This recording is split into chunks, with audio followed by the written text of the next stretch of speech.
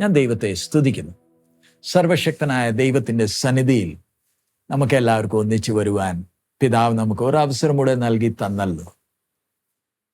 നമ്മുടെ ഇന്നത്തെ വചന ധ്യാനത്തിനായി നമുക്ക് യെശയ്യാ പ്രവചനം അതിൻ്റെ 41 അധ്യായം 1 മുതൽ 7 വാക്യം വരെ നമുക്ക് വായിക്കാം. ഐസയ്യ ചാപ്റ്റർ 41 വേഴ്സസ് 1 to 7. നമുക്ക് പ്രാർത്ഥനയോട് വചനം ധ്യാനിക്കാം. ദ്വീപുകളെ, എന്റെ മുമ്പിൽ മിണ്ടാതെ ഇരിപ്പിൻ. ജാതികൾ ശക്തിയെ പുതുക്കട്ടെ. അവർ അടുത്തു വന്ന് സംസാരിക്കട്ടെ. നാം തന്നിൽ ന്യായവാദം ചെയ്യുന്നതിന് അടുത്തു വരിക. ചെല്ലുന്നിടത്തൊക്കെയും നീതി എതിരേൽക്കുന്നവനെ കിഴക്ക് നിന്ന് ഉണർത്തിയതാർ. അവൻ ജാതികളെ അവന്റെ മുമ്പിൽ ഏൽപ്പിച്ചു കൊടുക്കുകയും അവനെ രാജാക്കന്മാരുടെ മേൽ വാഴുമാറാക്കുകയും ചെയ്യുന്നു. അവരുടെ വാളിനെ അവൻ പൊടി പോലെയും അവരുടെ വില്ലിനെ പാറിപ്പോകുന്ന താളടി പോലെയും ആക്കി കളയുന്നു. അവൻ അവരെ പിന്തുടർന്ന് നിർഭയനായി കടന്നു ചെല്ലുന്നു. പാതയിൽ കാൽവച്ചല്ല അവൻ പോകുന്നത്. ആർ അത് പ്രവർത്തിക്കുകയും അനുഷ്ഠിക്കുകയും ചെയ്തു. ആദ്യം മുതൽ തലമുറകളെ വിളിച്ചവൻ യഹോവയായ ഞാൻ ആദ്യനും അന്ത്യന്മാരോടു കൂടെ അനന്യനുമാകുന്നു. ദ്വീപുകൾ കണ്ടു ഭയപ്പെട്ടു, ഭൂമിയുടെ അറുതികൾ വിറച്ചു. അവർ ഒന്നിച്ചുകൂടി അടുത്തു വന്നു. അവർ അന്യോന്യം സഹായിച്ചു. ഒരുത്തൻ മറ്റവനോട് ധൈര്യമായിരിക്ക എന്ന് പറഞ്ഞു. അങ്ങനെ ആശാരി തട്ടാനെയും കൊല്ലൻ കൂടം തല്ലുന്നവനെയും ധൈര്യപ്പെടുത്തി കൂട്ടി വിളിക്കുന്നതു ചേലായി എന്ന് പറഞ്ഞു. ഇളകാതെ ഇരിക്കേണ്ടതിന് അവൻ അതിനെ ആണികൊണ്ട് ഉറപ്പിക്കുന്നു. ഇവിടെ നമ്മൾ ദൈവവചനം ധ്യാനിക്കുമ്പോൾ നമുക്ക് പ്രാർത്ഥനയോട് ദൈവശബ്ദം ഒന്ന് ധ്യാനിക്കുക. ദൈവത്തിൻ്റെ ആത്മാവ് നമ്മളോട് ഏത് രീതിയിലാണ് സംസാരിക്കുക? നമ്മൾ 40 അധ്യായത്തിൻ്റെ 31 വാക്യം നമ്മൾ കഴിഞ്ഞ ആഴ്ച ധ്യാനിച്ചതാ. നമുക്ക് ഒന്നുകൂടെ ആ വാക്യം ഒന്ന് വായിക്കാം. 41 അധ്യായം ചാപ്റ്റർ 41 വേഴ്സ് 31. ഹല്ലേലൂയ, സ്തോത്രം. എങ്കിലും യഹോവയെ കാത്തിരിക്കുന്നവർ ശക്തിയെ പുതുക്കും. അവർ കഴുകന്മാരെ പോലെ ചിറക് അടിച്ചു കയറും. അവർ തളർന്നു പോകാതെ ഓടുകയും ക്ഷീണിച്ചു പോകാതെ നടക്കുകയും ചെയ്യും. സോ ഇവിടെ ദൈവത്തിന്റെ വചനം നമ്മൾ കഴിഞ്ഞ ആഴ്ച ധ്യാനിച്ചതാ. ദൈവം തൻ്റെ ജനത്തെ എങ്ങനെ ആശ്വസിപ്പിക്കുന്നത്. അതിൻ്റെ കൂടെ തന്നെ നമ്മൾ മുമ്പേ വായിച്ച ഒരു വാക്യം കൂടെ ഉണ്ട്. 40 അധ്യായത്തിൻ്റെ 9 വാക്യം നമ്മൾ വായിച്ചതാ. പിന്നെയും ഒന്ന് ഓർപ്പിക്കാൻ വേണ്ടി മാത്രം ഞാൻ ആ 9 വാക്യം നമുക്ക് വായിക്കാം. സുവാർത്ത ദൂതിയായ സിയോനെ, നീ ഉയർന്ന പർവ്വതത്തിലേക്ക് കയറി ചെല്ലുക. സുവാർത്ത ദൂതിയായ യെരൂശലേമേ, നിന്റെ ശബ്ദം ശക്തിയോടെ ഉയർത്തുക, ഭയപ്പെടാതെ ഉയർത്തുക. യഹൂദ നഗരങ്ങളോട്, ഇതാ നിങ്ങളുടെ ദൈവം എന്ന് പറക. ഇതാ നിങ്ങളുടെ ദൈവം. ദൈവം തൻ്റെ ജനത്തെ, അടിമത്വത്തിൽ കിടക്കുന്ന, നിരാശരായി കിടക്കുന്ന തൻ്റെ ജനത്തെ ആശ്വസിപ്പിക്കുന്ന വാക്ക്, ഇതാ നിങ്ങളുടെ ദൈവം. നമുക്ക് ആശ്വാസം ദൈവം തരുന്നത് എങ്ങനെ? നമ്മൾ ചെന്ന് മറ്റവരെ ആശ്വസിപ്പിക്കുന്ന വാക്കുകൾ നമ്മൾ ശ്രദ്ധിക്കാറുണ്ടോ? നമ്മൾ ശ്രമിക്കാറുണ്ട് മറ്റവരെ കഷ്ടതയിൽ, ദുഃഖത്തിൽ കിടക്കുന്നവരെ ആശ്വസിപ്പിക്കാൻ. നമ്മൾ ഒത്തിരി കാര്യങ്ങൾ പറയും. ആ വ്യക്തിക്ക് ആശ്വാസം കിട്ടിയോ? ആ വ്യക്തി നമ്മുടെ വാക്കുകൾ കേട്ട് അവരുടെ നിരാശകളെല്ലാം മാറിയോ? അവർ ധൈര്യപ്പെട്ടോ? നമ്മുടെ വാക്കുകൾ കൊണ്ട് നമ്മൾ ശ്രമിക്കും. ചിലപ്പോൾ ഒക്കെ നമ്മൾ കരയും, നമ്മൾ ബന്ധപ്പെടും. പക്ഷെ നമ്മൾ ആശ്വാസം കൊടുക്കുന്ന പോലെ ആണോ ദൈവം തൻ്റെ ജനത്തെ ആശ്വസിപ്പിക്കുന്നത്? ഇതാ നിങ്ങളുടെ ദൈവം. 31 വാക്യത്തിൽ വായിച്ചേ, അവൻ്റെ വചനത്തെ, അവനെ കാത്തിരിക്കുന്നവർ, but they that wait upon the Lord. കാത്തിരിക്കുന്നവരുടെ അർത്ഥം എന്താ? ദൈവത്തെ കാത്തിരിക്കുന്നവരുടെ അർത്ഥം എന്താ? സർവശക്തന്റെ വചനത്തെ ധ്യാനിക്കുന്നവർ. ദൈവസന്നിധിയിൽ മിണ്ടാതിരിക്കുക.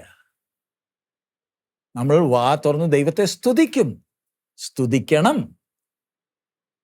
പക്ഷേ ദൈവത്തിന്റെ സന്നിധിയിൽ മിണ്ടാതെ കാത്തിരിക്കുന്ന ആ ശീലവും വേണം.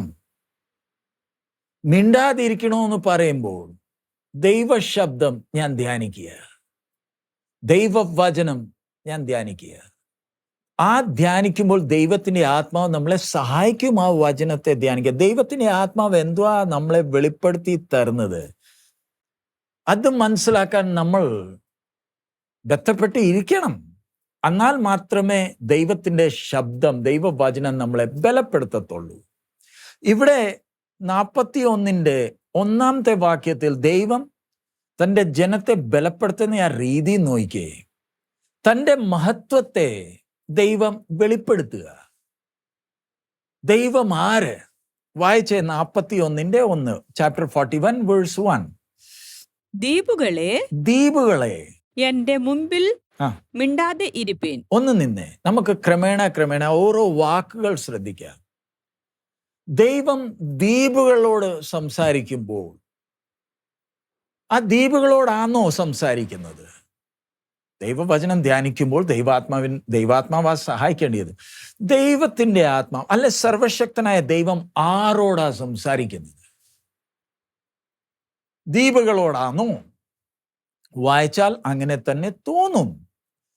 ഓ ഐലൻഡ്സ്, ദൂരെ കിടക്കുന്ന ചെറിയ ദ്വീപുകളോടാ ദൈവം സംസാരിക്കുന്നത്. പക്ഷേ യാഥാർത്ഥ്യത്തിൽ നോക്കിയാൽ ദ്വീപുകളോട് സംസാരിക്കുമ്പോൾ ദൈവം വെളിപ്പെടുത്തുന്നത് എന്താ? ദൂരെ ചെറിയ ദ്വീപുകളിൽ താമസിക്കുന്നവരോടും ദൈവം സംസാരിക്കുക. അവരോടും സംസാരിക്കുക. അവരോട് മാത്രമല്ല, അവരോടും.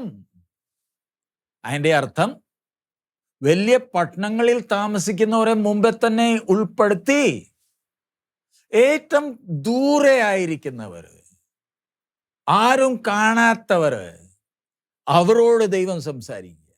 അങ്ങനെയാണെങ്കിൽ മുമ്പേ ഇരിക്കുന്നവർ കേൾക്കുന്നുണ്ടല്ലോ. സോ ദൈവം ആരെയും മാറ്റി നിർത്തുന്നില്ല.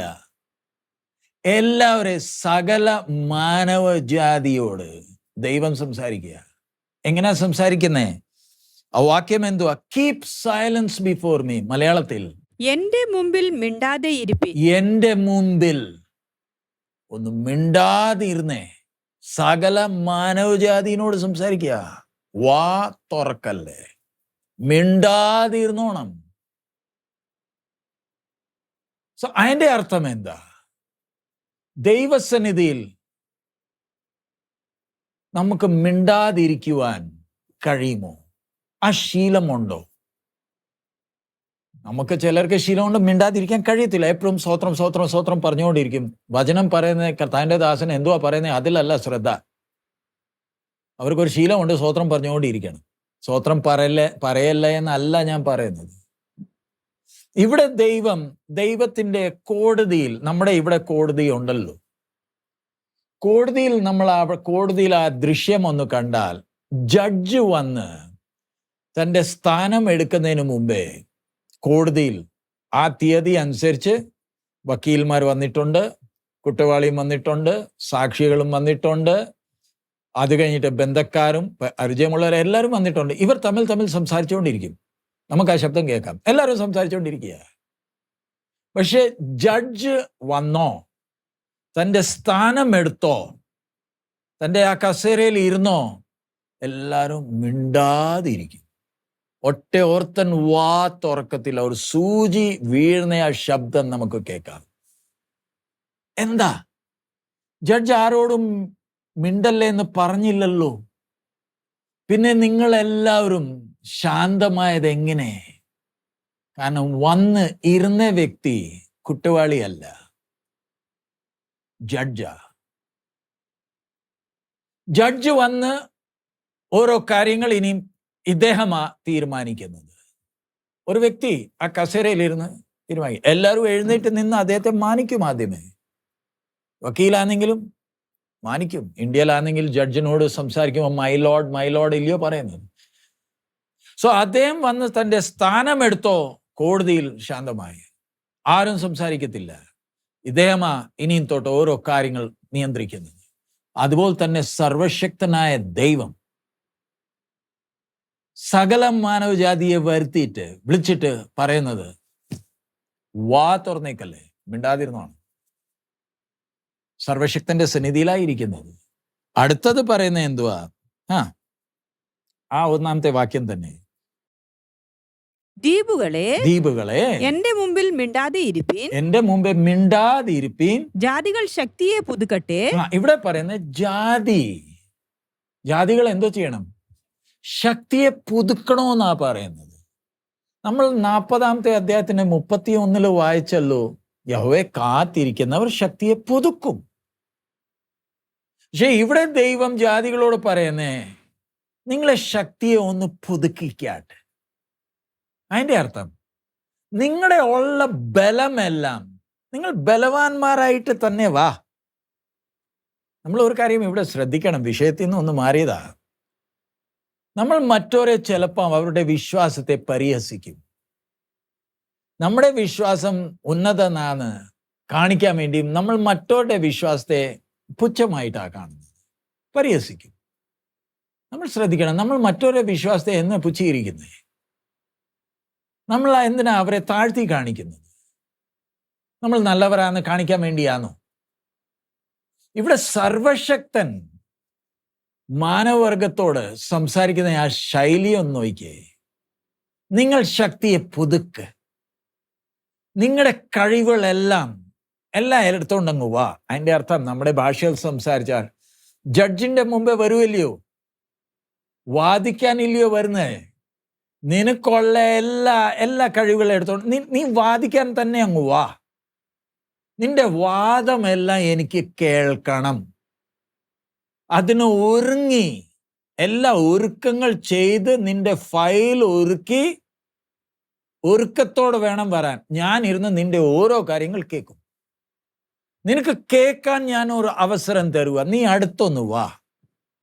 സർവശക്തനായ ദൈവം മനുഷ്യനോട് സംസാരിക്കുന്ന രീതി ഒന്ന് നോക്കിയേ.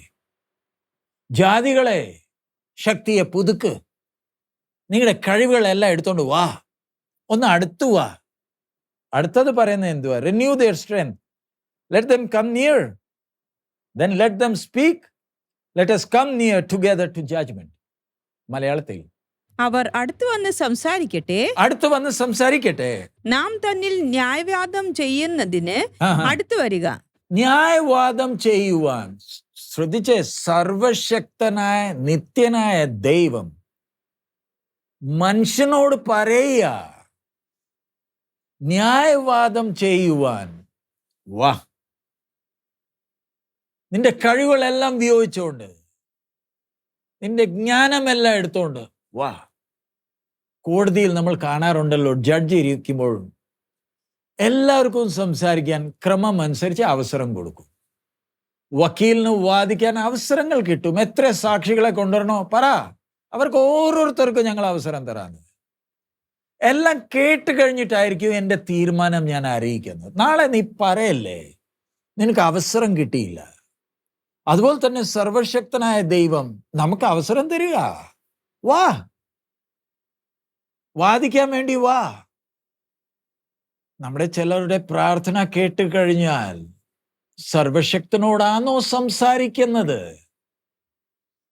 ശബ്ദമുയർത്തി ദൈവത്തോട് ഓരോ കാര്യങ്ങൾ പറയുന്ന കേട്ട് കഴിഞ്ഞാൽ മനുഷ്യന്റെ നിഗളം, മനുഷ്യന്റെ അഹങ്കാരം, പറയുന്ന വിശ്വാസമാണോ അത്?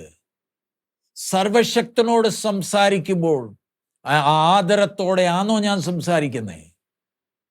ആ ഭയത്തോടാണോ സംസാരിക്കുന്നേ?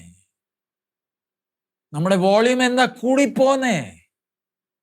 ദൈവത്തിന് കേൾക്കാൻ കഴിയില്ലയോ? കേൾവി കുറഞ്ഞോ?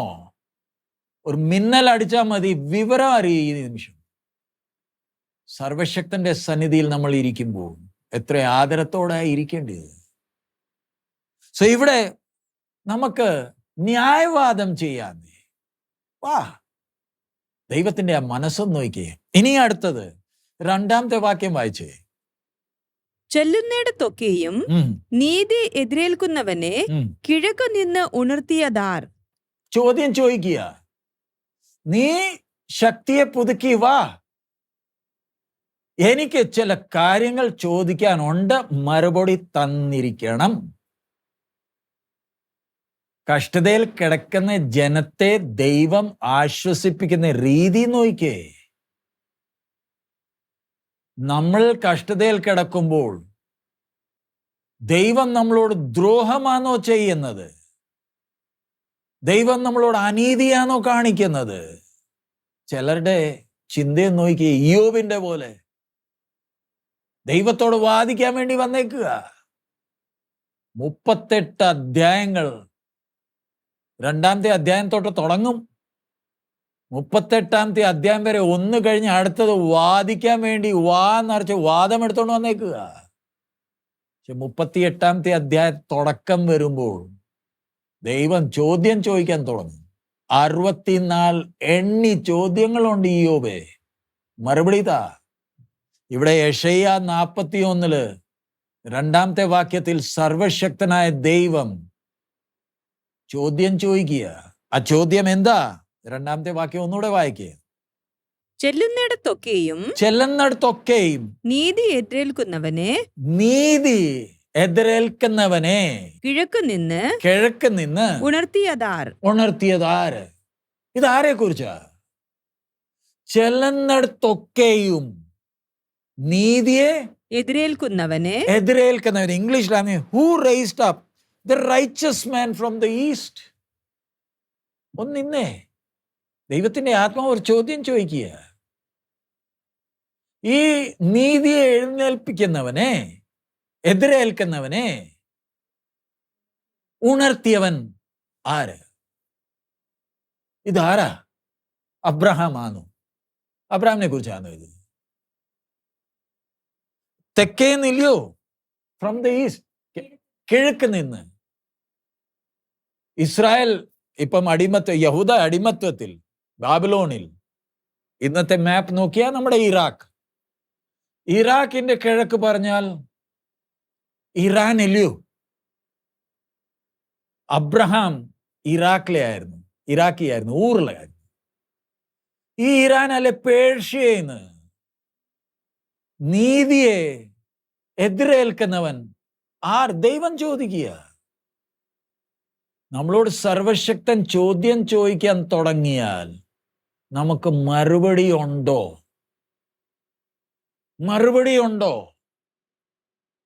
അടുത്ത ചോദിക്കുന്നത്, അവൻ ജാതികളെ അവന്റെ മുമ്പിൽ ഏൽപ്പിച്ചു കൊടുക്കുകയും അവനെ രാജാക്കന്മാരുടെ മേൽ വാഴുമാറാക്കുകയും ചെയ്യുന്നു. അവരുടെ വാളിനെ അവൻ പൊടി പോലെയും അവരുടെ വില്ലിനെ പാറിപ്പോകുന്ന താളടി പോലെയും ആക്കി കളയുന്നു. അവൻ അവരെ പിന്തുടർന്ന് നിർഭയനായി കടന്നു ചെല്ലുന്നു. പാതയിൽ കാൽ വെച്ചല്ല അവൻ പോകുന്നത്. ആർ അത് പ്രവർത്തിക്കുകയും അനുഷ്ഠിക്കുകയും ചെയ്തു. ഇത് ദൈവം ചോദിക്കുക. ഇവൻ വന്ന വഴി കണ്ടോ? രാജാക്കന്മാരോട് ഇവൻ എങ്ങനെ പ്രവർത്തിച്ചത് നിങ്ങൾ ശ്രദ്ധിച്ചോ? ദൈവം തന്റെ ജനത്തെ ആശ്വസിപ്പിക്കുക. ഇങ്ങനത്തെ ആശ്വാസ വാക്കുകൾ നമുക്ക് വേണം. നമ്മൾ രോഗക്കിടക്കയിലായിരിക്കുന്നു, പ്രശ്നമുണ്ട്, പ്രയാസമുണ്ട്. നമ്മൾ ആഗ്രഹിക്കുന്നേ, പാസ്റ്ററേ നിങ്ങൾ പൈസ തരാം, നല്ല വസ്ത്രം മേടിച്ച് തരാം. ഞങ്ങൾ കേൾക്കാൻ ആഗ്രഹിക്കുന്ന വാക്കുകളെ പറയാവൂ. ദൈവദാസനാ, ഞങ്ങൾ ആഗ്രഹിക്കുന്ന വാക്കുകൾ പറഞ്ഞില്ലെങ്കിൽ ഞങ്ങൾക്ക് ഇഷ്ടപ്പെടത്തില്ല. അടുത്ത പ്രാവശ്യം വിക്വാരം പാസ്റ്ററിനെ ഞങ്ങൾ വിളിക്കത്തില്ല. ഞങ്ങൾ വിളിച്ചത് ഞങ്ങളുടെ പ്രശ്നത്തിന് ഒരു പരിഹാരത്തിന് വേണ്ടിയാ. ഞങ്ങളുടെ സൈഡ് പിടിച്ച് വേണം സംസാരിക്കാൻ. സംസാരിക്കുമ്പോൾ ഓരോ വാക്കുകൾ ശ്രദ്ധിച്ചോണം. ആരോടാ സംസാരിക്കുന്നത്? ഇവിടെ സർവശക്തനായ ദൈവം ചോദിക്കുന്നത്, ഇവനെ അഭിഷേകം ചെയ്ത് നടത്തിയവൻ ആര്? ഈ വ്യക്തി പറഞ്ഞ വേറെ ആരുമല്ല, സൈറസ്, കോരേഷ് രാജാവ്, ഇംഗ്ലീഷിൽ സൈറസ്. മേദോ പേർഷ്യയെ നടത്തിക്കൊണ്ടുന്നവൻ ഈ കോരേഷ് രാജാവ്. അബ്രഹാം അല്ല, കോരേഷ് രാജാവിനെ കുറിച്ച് പ്രവചനമാ, നടക്കാൻ പോകുന്ന സംഭവമാ. യെശയ്യാവ് മുഖാന്തരം ദൈവാത്മാവ് കഷ്ടതയിൽ കിടക്കുന്നവരെ ആശ്വസിപ്പിക്കുന്ന വാക്കുകളാ.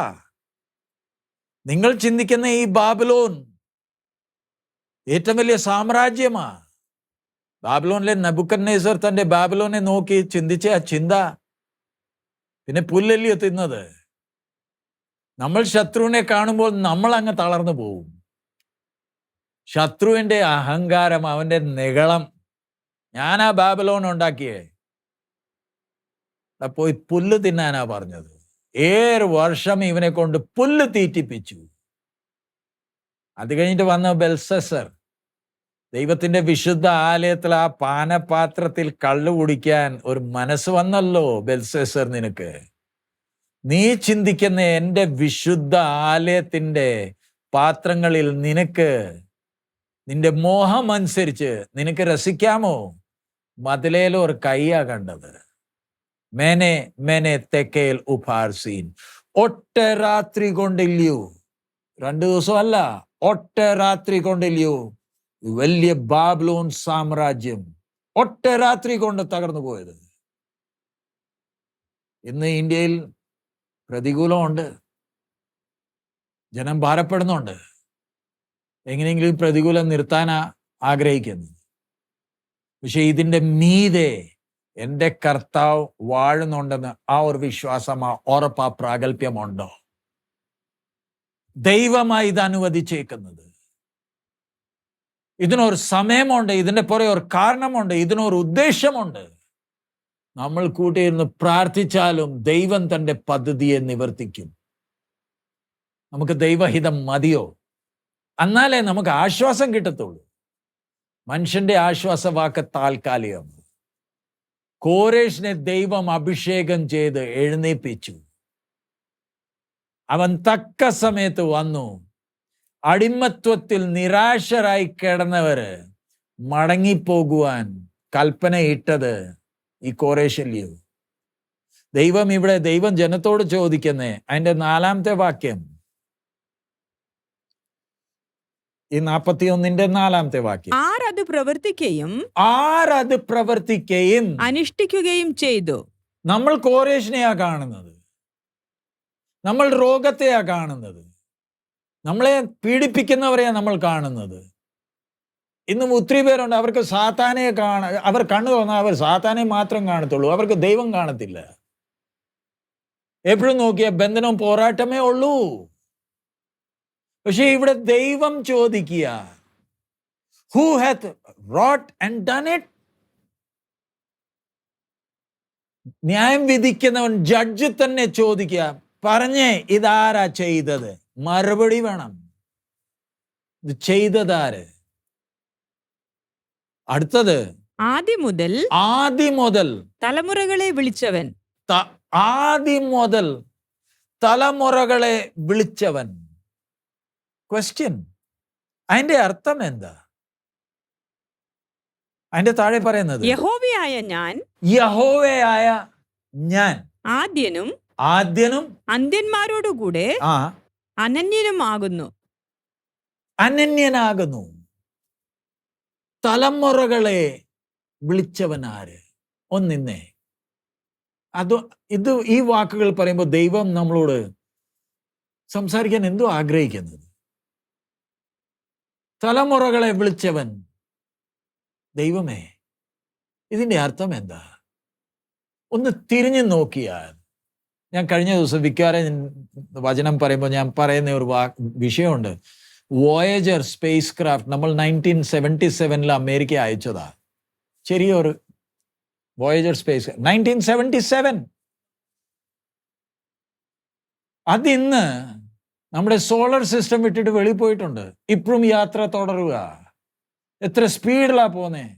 അതിൻ്റെ അകത്ത് ഒരു സ്വർണത്തിന്റെ ഡിസ്കിലാ മനുഷ്യന്റെ ശബ്ദവും ജിമ്മി കാർട്ടറുടെ പ്രസംഗവും കൊച്ചുങ്ങൾ കരയുന്നത് ഇതെല്ലാം റെക്കോർഡ് ചെയ്ത് അയച്ചേക്കുക. എന്താ, ആരെങ്കിലും എപ്പോഴെങ്കിലും കണ്ടാൽ പിടിച്ചാൽ അവർക്ക് പിടി കിട്ടണം. നമ്മൾ ഭൂമിയിൽ ചിലരുണ്ട്. ഇതുവരെ 77 in 2025 ഇതുവരെ ആരും അതിനെ തൊട്ടിട്ടില്ല. അതങ്ങ് പോവാ. അത് തന്നെ ഈ സ്പീഡിൽ അങ്ങ് പോകുമ്പോൾ ആ ദൃശ്യമൊന്ന് ചിന്തിക്കാൻ കഴിയുമോ? ഇത്ര സ്പീഡിൽ അത് പോവാ. എങ്ങോട്ട് പോവാ? മനുഷ്യൻ അയച്ചതാ. ഈ സൃഷ്ടി എത്ര വിശാലം! നമ്മൾ മനുഷ്യരെന്തുകൊണ്ട് സൃഷ്ടിതാവിൻ്റെ മുമ്പേ നമ്മൾ ആര്? തലമുറയെ വിളിച്ചവൻ എന്ന് പറയുമ്പോൾ മനുഷ്യന്റെ ചരിത്രം ഒന്ന് തിരിഞ്ഞു നോക്കിയാൽ ചരിത്രത്തിന് വിലയുണ്ട്. ഇന്ന് നമ്മൾക്ക് ചരിത്രത്തിന് വിലയില്ല. കാരണം മനുഷ്യൻ സ്കൂളിൽ പഠിക്കുന്ന കുറങ്ങിന്നില്ലയോ വന്നത്. ഇങ്ങനെ പഠിച്ചിട്ട് ഇറങ്ങുന്നവന് ചരിത്രത്തിന് വല്ല വിലയുണ്ടോ? അവൻ്റെ തലയിൽ ഒറ്റ കാര്യം കയറിയിട്ടുള്ളൂ, എൻ്റെ പൂർവ്വ പിതാക്കന്മാർ കുറങ്ങന്മാരായിരുന്നു. മരത്തെ ഇരുന്നപ്പം കുറച്ച് വിവരം കിട്ടി, അവിടെ നിന്ന് താഴെ ഇറങ്ങി എങ്ങാണ്ട് പോയി, ഇനിയിപ്പം മര്യാദയ്ക്ക് ജീവിക്കാൻ തുടങ്ങി. ഇവർക്ക് ചരിത്രത്തിനൊരു വിലയില്ല. പക്ഷെ ദൈവം പറയുന്നത് തിരിഞ്ഞു നോക്കിയേ, നിന്റെ ചരിത്രം ഒന്ന് തിരിഞ്ഞു നോക്കിയേ, മനുഷ്യന്റെ ചരിത്രം നോക്കിയേ.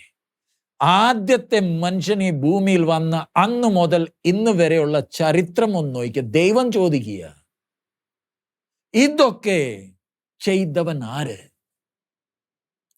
നമ്മൾ മനുഷ്യവർഗത്തിന്റെ ചരിത്രം നോക്കിയാൽ സ്പഷ്ടമായി ദൈവത്തിന്റെ കരം നമുക്ക് കാണാൻ കഴിയുന്നുണ്ടോ? ചരിത്രം സ്വന്തമേ സംഭവിക്കുന്നതല്ല. ഉദാഹരണമായി നമ്മൾ ആദ്യത്തെ വിശ്വയുദ്ധം കണ്ടിട്ടില്ല, രണ്ടാമത്തെ കണ്ടിട്ടില്ല, കോവിഡ് കണ്ടിട്ടുണ്ടല്ലോ. ഒരു ചരിത്രമില്ലയോ? ഓർമ്മയുണ്ടോ? അതോ മറന്നുപോയോ? 2020 കോവിഡിന്റെ ആരംഭം. കഴിഞ്ഞ ദിവസം ദീപാവലിയുടെ ദിവസം ബാംഗ്ലൂരിലെ ആൾ ഫേസ്ബുക്കിൽ പോസ്റ്റ് ഇട്ടിട്ടുണ്ടായിരുന്നു, പകുതി ബാംഗ്ലൂർ കാലിയാ. ബാംഗ്ലൂരിൽ പകുതി ട്രാഫിക് ജാം ഇല്ല. എന്താ? ഇവിടെ ഉണ്ടായിരുന്ന പകുതി മുക്കാൽ ആൾക്കാർ അവർ അവധിക്ക് പോയേക്കുക. ബാംഗ്ലൂരുകാർ എന്തിയേ? ഈ പട്ടണത്തിൽ വെളിയിൽ നിന്ന് വന്ന് ഇത്രയും പേർ ജനം താമസമുണ്ടോ? ദീപാവലിക്ക് അറിഞ്ഞത്. ട്രാഫിക് ജാം ഇല്ല, റോഡുകൾ കാലി. കോവിഡിന്റെ സമയത്തും അങ്ങനെ ആയിരുന്നല്ലോ. അത് ചരിത്രമാണോ? വെറുതെ സംഭവിച്ചതാണോ? അതോ അതിൻ്റെ പുറയിൽ ഒരുവന്റെ കൈയുണ്ടോ, ഒരുവന്റെ കരമുണ്ടോ? ആ സർവശക്തനാ നമ്മളോട് ചോദിക്കുന്നത്. നമ്മുടെ ജീവിതത്തിൽ ഒന്ന് തിരിഞ്ഞു നോക്കിക്കേ, നമുക്കൊരു ചരിത്രമുണ്ടോ? ആ ചരിത്രം എന്നോട് പറയുന്നത് എന്താ? ഞാൻ ഭാവിയല്ല നോക്കുന്നത്, പുറോട്ട് നോക്കുമ്പോൾ മനുഷ്യവർഗത്തിന്റെ ചരിത്രം, എൻ്റെ ജീവിതത്തിന്റെ ചരിത്രം നോക്കിയ ദൈവം പറയുന്നത്, അവിടെ നമ്മൾ എഴുതിയേക്കുന്ന, നമ്മൾ വായിച്ചേക്കുന്നത്, I the lord the first and with the last I am he. യഹോവയായ ഞാൻ ആദ്യനും അന്ത്യന്മാരോട് കൂടെ അനന്യനും ആകുന്നു. I am he. ഞങ്ങൾ ചിലർ ഒന്നിച്ച് ചേർന്നല്ല ഈ ഭരണം, ഈ സൃഷ്ടിയെ നടത്തുന്നത്. ഞാൻ ഒരുവൻ മാത്രമായി സകല സൃഷ്ടിയെ ആരംഭം തൊട്ട് ഇന്ന് വരെ നടത്തുന്നത്. നിന്റെ ചരിത്രം നോക്കിയേ. മനുഷ്യന്റെ ചരിത്രം നോക്കിയാൽ എന്തുവാ മനസ്സിലാകുന്നേ? ഒരുവനുണ്ട്. നമ്മുടെ ചരിത്രം എന്തുവാ പറയുന്നത്? ഒരുവനുണ്ടല്ലോ. വാദിക്കാനാണോ, ന്യായവാദം ചെയ്യാനാണോ നീ വന്നേക്കുന്നേ? വാനേ, നിന്റെ ശക്തിയെ പുതുക്കിയിട്ട് വാ, നിന്റെ കഴിവുകളെല്ലാം എടുത്തോണ്ട് നീ വാ. ആ കോരേസിനെ എഴുന്നേപ്പിച്ചവൻ ആര്? ഞാനില്ലയോ ഇതെല്ലാം ചെയ്യുന്നത്? ഇത് കേട്ടപ്പം 5-ാമത്തെ വാക്യം, ദ്വീപുകൾ കണ്ട് ഭയപ്പെട്ടു, ഭൂമിയുടെ അറുതികൾ വിറച്ചു, അവർ ഒന്നിച്ചു കൂടി അടുത്തു വന്നു. ഇനിയിപ്പോ ഒന്നിച്ചു കൂടി അടുത്ത് വന്നിട്ടുണ്ട്. ദൈവത്തിന്റെ ശബ്ദം കേട്ടിട്ട് മനുഷ്യൻ ഒന്നിച്ചു വന്നേക്കുന്ന എന്തിനാ? ആരാധിക്കാനാണോ? എന്തിനാ വന്നേ? അടുത്ത വാക്യം, അവർ അന്യോന്യം സഹായിച്ചു. അവർ ഇതെല്ലാം കണ്ടിട്ടും അന്യോന്യം എന്തോ ചെയ്യാ? സഹായിക്കുക. ഒരുത്തൻ മറ്റവനോട് ഭയപ്പെട്ടെങ്കിലും ഇവർ അന്യോന്യം സഹായിക്കുക. ഒരുത്തൻ മറ്റവരോട് എന്തോ പറയുന്നേ? ധൈര്യമായിരിക്കുക എന്ന് പറഞ്ഞു. നീ ഭാരപ്പെടണം. അവൻ സ്വന്തമേ വിറയ്ക്കുക. സ്വന്തമേ വിറച്ചോണ്ട് മറ്റവനോട് പറയുന്നേ നീ വിറയ്ക്കണ്ടെന്നേ, നീ ധൈര്യപ്പെടുന്നേ. അടുത്തത്, അങ്ങനെ ആശാരി തട്ടാനെയും ഇനി ദൈവത്തിന്റെ ആത്മാവ് പറയാം, അങ്ങനെ ആശാരി തട്ടാനെയും കൊല്ലൻ കൂടം തല്ലുന്നവനെയും. ആശാരിയുണ്ട്, തട്ടാനുണ്ട്, മൂന്നാമത്തെ ആരാ? കൊല്ലൻ. ഇവർ 3 പേരും ഉണ്ട്. ഇവർ 3 ഒന്നിച്ച് വന്നേക്കുക. അവർ ഒന്നിച്ച് വന്നിട്ട് ചെയ്യുന്നത് എന്താ? തമ്മിൽ ധൈര്യപ്പെടുത്തി കൂട്ടി വിളിക്കുന്നതിന് ചേലായി എന്ന് പറഞ്ഞ് ഇളകാതെ ഇരിക്കേണ്ടതിന് അവൻ അതിനെ ആണി കൊണ്ട് ഉറപ്പിക്കുന്നു. ഇവർ ഒരു സാധനത്തെ ഉണ്ടാക്കി അതിനെ ഉറപ്പിക്കുക. ദൈവാത്മാ പറയുന്ന വാക്കൊന്ന് ശ്രദ്ധിച്ച്, ഇംഗ്ലീഷിലാണെങ്കിൽ that it should not be moved, it is ready for the soldering, and he fastened it with nails. അതിനെ ഒരിടത്ത് വെച്ചിട്ട് ആണി കൊണ്ട് അതിനെ ഉറപ്പിച്ചു. ഇനി ഇത് അനങ്ങത്തില്ല, ഇനി ഇത് കുലുങ്ങത്തില്ല. ഇതാ മനുഷ്യന്റെ കഴിവ്. സർവശക്തൻ മനുഷ്യനെ പരിഹസിക്കുന്ന കണ്ടോ? ഈ വചനം ആദ്യമായിട്ട് കേൾക്കുകയാണെങ്കിലും ദൈവത്തിന്റെ ആത്മാവ് ചോദിക്കുക, നീ ചെയ്യുന്നത് എന്ത്? നീ സർവശക്തനെ ആരുമായിട്ടാ തുല്യം ചെയ്യുന്നത്? അതിനെ ഉണ്ടാക്കിയിട്ട് കുറച്ച് സ്വർണം പൂശിയിട്ട് പിന്നെ ചുറ്റിക വെച്ച് ആണി അടിച്ചതാണ് നീ ഉറപ്പിക്കുന്നത്. ആരെ? ഇതാണോ സൃഷ്ടിതാവ്? അതിന്റെ താഴെ നീയോ എന്റെ ദാസനായ ഇസ്രായേലേ. അതിൽ നമുക്ക് ദൈവം സഹായിച്ച അടുത്ത ഞായറാഴ്ച നമുക്ക് പോവാം. പക്ഷെ ഈ 7ാമത്തെ വാക്യം വായിക്കുമ്പോൾ സർവശക്തനായ ദൈവം മനുഷ്യനെ പരിഹസിക്കുക. ഞാനും ദൈവശബ്ദം കേൾക്കുമ്പോൾ ദൈവത്തിന്റെ ആത്മാവ് എന്നെ പരിഹസിക്കുന്നുണ്ടോ? നീ ദൈവത്തെ ആരോടാ ഉപമിക്കുന്നത്? നമ്മുടെ കണ്ണുകൾ അടയ്ക്കാം. യഹോവയെ കാത്തിരിക്കുന്നവൻ ശക്തിയെ പുതുക്കും. യഹോവയെ കാത്തിരിക്കാത്തവൻ സ്വന്തം ശക്തിയിലാ വരുന്നത്. ദൈവം ചോദിക്കുന്ന ചില ചോദ്യങ്ങളുണ്ട്, നമുക്ക് മറുപടി ഉണ്ടോ? നീതിയെ എതിരേൽക്കുന്നവനെ അഭിഷേകം ചെയ്ത് കൊണ്ടുവന്നത് ആര്? ഇതെല്ലാം ചെയ്തവൻ ആര്? ഞാനില്ലയോ ഇത് ചെയ്തത്? തലമുറകൾ തിരിഞ്ഞു നോക്കിയാൽ സർവശക്തന്റെ കരം നമുക്ക് കാണാൻ കഴിയുന്നുണ്ടോ? ഞാൻ അനിന്യൻ, ഒന്നുമില്ലായിരുന്നു, അന്നും ദൈവം പൂർണ്ണ ശക്തിയും ബലത്തോടെ ഉണ്ട്. ഇതെല്ലാം അവസാനിച്ചു കഴിഞ്ഞാലും ദൈവമുണ്ട്. ഹല്ലേലൂയ.